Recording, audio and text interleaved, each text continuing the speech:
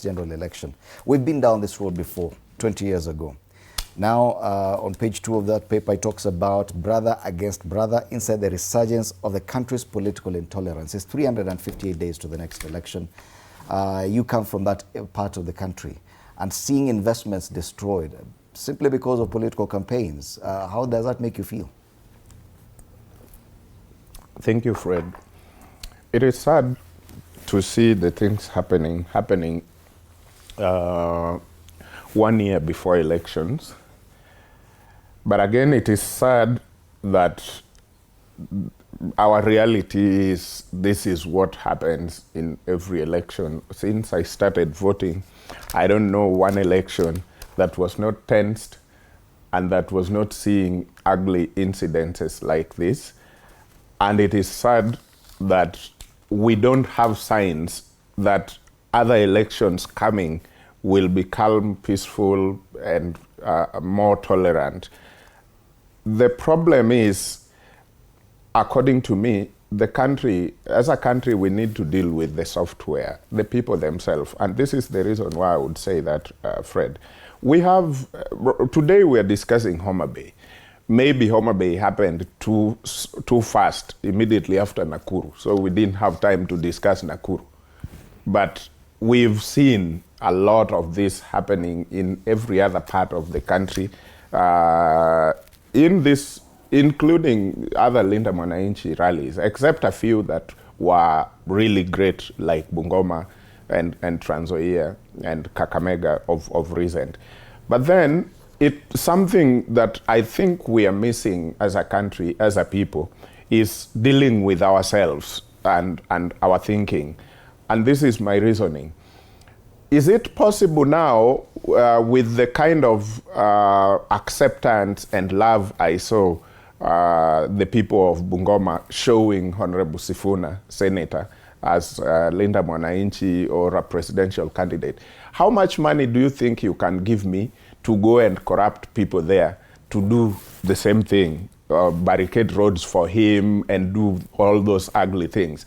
I don't think there will be enough money to do that. So that leads me to imagining or even thinking that politicians only ride on the feeling that is already there. So yes, politicians are not justified to do the likes of or utter the words like what I heard Honorable Kaluma utter, especially with regards to the hotels, because those are businesses and those are what makes Homa Bay great. If you have a town where people don't have even accommodation, that's not a town. It will be a different thing altogether. So the words of Honorable Kaluma must be condemned fully, without any reservation.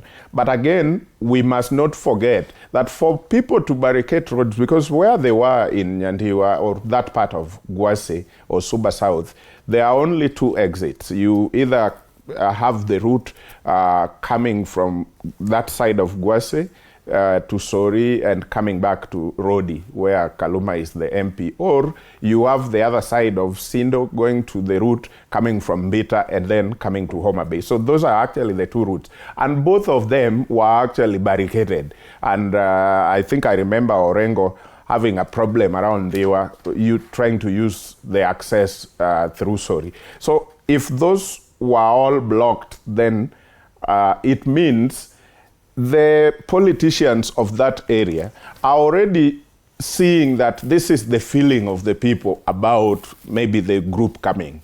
And so they are riding on that feeling.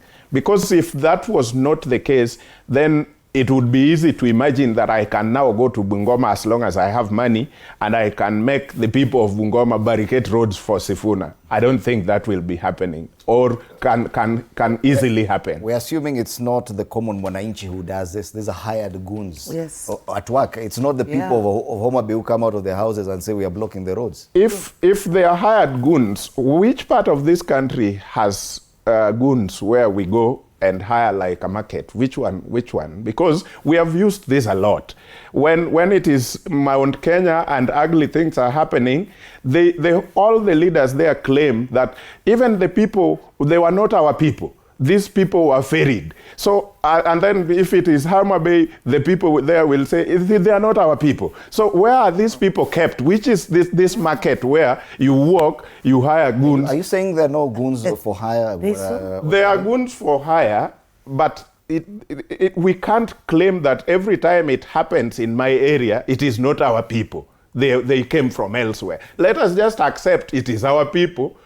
And when the goons are our people, yes. Yeah, but, when it happens elsewhere, it is their people. When the Gen Z or after the Gen Z, the ugly scenes were seen in Mount Kenya, every leader there was saying, it is not our people. Then when DCI follows things that were looted, they find them in those villages. So you realize, if they were not our people, how did they come, loot, and then keep in our houses? So what happened in Homa Bay, the people who are barricading the roads are people from Homa Bay.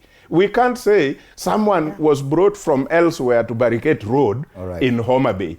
But one thing I'm saying, we are leaders around these places rally or just take advantage of the feeling of the people there, and they take it extreme, and that is what should stop. All right. Yeah. Let's take a short break. When we come back, we discuss how these institutions are